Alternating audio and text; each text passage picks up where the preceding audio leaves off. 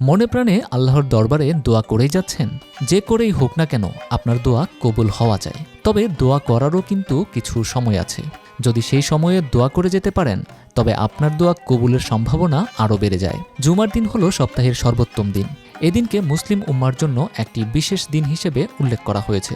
জুমাবারকে মুসলমানদের জন্য সাপ্তাহিক ঈদের দিন বলেও আখ্যায়িত করা হয়েছে। নবীজি হজরত মুহাম্মদ সাল্লাল্লাহু আলাইহি ওয়াসাল্লাম ইরশাদ করেছেন, জুমার দিনকে আল্লাহ তাআলা মুসলমানদের জন্য ঈদের দিন বানিয়েছেন। জুমাবারে এমন কিছু মুহূর্ত রয়েছে যেগুলোতে আল্লাহর কাছে প্রার্থনা করলে তা কবুল হওয়ার সম্ভাবনা থাকে। হাদিসে এইসব মুহূর্তের কথা ভিন্নভাবে বর্ণিত হয়েছে। যেমন আসরের শেষ সময়। জাবের ইবনে আবদুল্লাহ রাদিয়াল্লাহু আনহু থেকে বর্ণিত, রাসূল সাল্লাল্লাহু আলাইহি ওয়াসাল্লাম বলেছেন, জুমার দিনে এমন একটি সময় রয়েছে যখন আল্লাহর বান্দা তার কাছে যা চায় তিনি তা কবুল করেন। অতএব তোমরা আসরের শেষ সময়ে তা অনুসন্ধান করো। বিখ্যাত সিরাত গ্রন্থ জাদুল মাআদ থেকে বর্ণিত আছে, জুমার দিন আসরের নামাজ আদায়ের পর দোয়া কবুল হয়।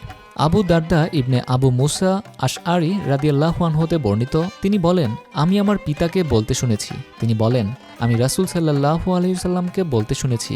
তিনি জুমার দিনের বিশেষ মুহূর্তটি সম্পর্কে বলেছেন। ইমামের মিম্বরে বসার সময় থেকে নামাজ শেষ করা পর্যন্ত সময়টি সেই বিশেষ মুহূর্ত।